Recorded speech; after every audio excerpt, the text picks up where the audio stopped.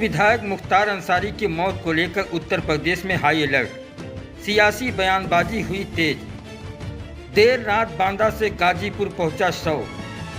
Police छावनी में तब्दील हुआ गाजीपुर।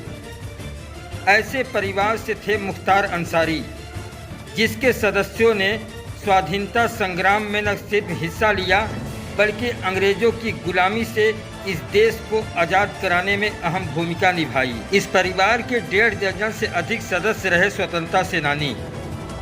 उत्तर प्रदेश के बांदा जिले में पूर्व विधायक मुख्तार अंसारी की मौत को लेकर उत्तर प्रदेश में हाई अलर्ट घोषित कर दिया गया है और सियासी बयानबाजी भी तेज हो गई है।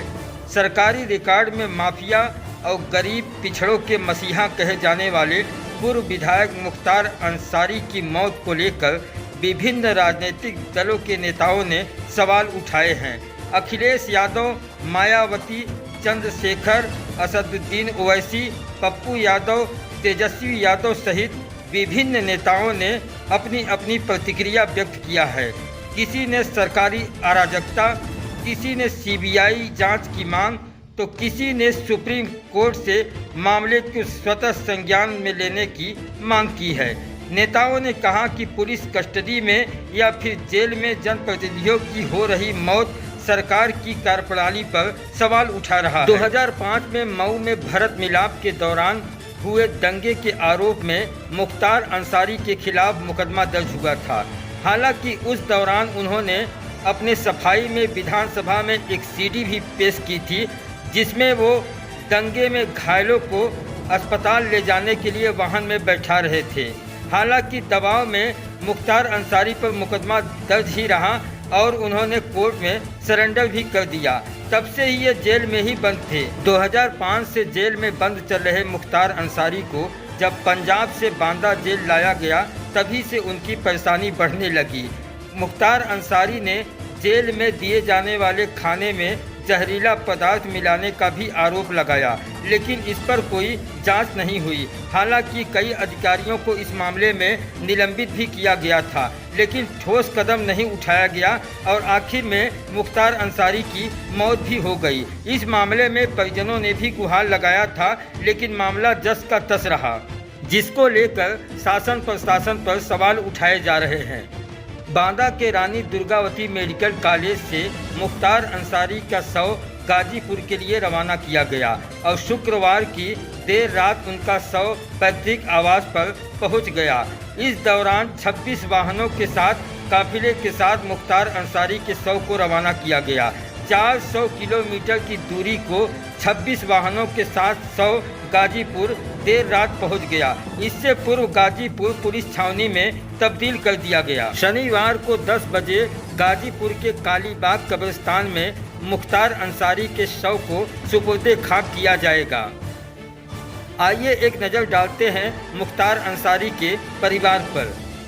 डॉक्टर मुख्तार अहमद अंसारी से लेकर ब्रिगेडियर मोहम्मद उस्मान तक सब अंसारी परिवार से हैं।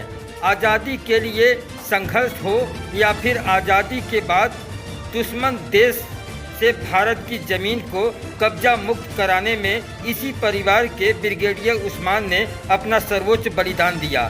ब्रिगेडियर उस्मान को नौशेरा का शेर कहा जाता था। पूरे देश में इकलौता ऐसा परिवार है जिसके सबसे ज़्यादा सदस्यों ने स्वाधीनता संग्राम में न सिर्फ हिस्सा लिया बल्कि अंग्रेज़ों की गुलामी से इस देश को आज़ाद कराने में अहम भूमिका निभाई। इस परिवार के 1.5 दर्जन से अधिक सदस्य स्वतंत्रता सेनानी रहे हैं। मुख्तार अंसारी के नाना मोहम्मद उस्मान आर्मी में ब्रिगेडियर थे और महावीर चक्र विजेता भी थे। उनका कहना था कि हम तो जा रहे हैं पर ज़मीन का एक टुकड़ा भी दुश्मन कब्जा न कर पाए। जबकि दादा डॉक्टर मुख्तार अहमद अंसारी स्वतंत्रता सेनानी थे और राष्ट्रपिता महात्मा गांधी के साथ आज़ादी की लड़ाई में सहयोगी रहे। पिता सुभानुल्लाह अंसारी पॉलिटिशियन थे, जबकि रिश्ते में चाचा हामिद अंसारी देश के उपराष्ट्रपति बने। मुख्तार अंसारी खुद भी मऊ सीट से 5 बार विधायक चुने गए। इसके अलावा भाई अफजाल गाजीपुर के सांसद, जबकि बेटा अब्बास भी विधायक चुना गया। भाई सिफकतुल्लाह अंसारी भी विधायक चुने गए। यह रुतबा है अंसारी परिवार का और ऐसे परिवार के सदस्य का जेल में इस तरह मौत होना तमाम सवाल खड़े कर रहा है। पिछले 6 से 7 सालों में कहा जा रहा है कि सबसे ज़्यादा मुसीबत अंसारी परिवार पर आई। इस दौरान मुख्तार अंसारी के खिलाफ कई मामलों में न केवल सज़ा सुनाई गई बल्कि बेटों और बहुओं पर भी संगीन धाराओं में मुकदमे दर्ज किए गए, जबकि पत्नी पर 75,000 रुपये का इनाम भी घोषित किया गया है।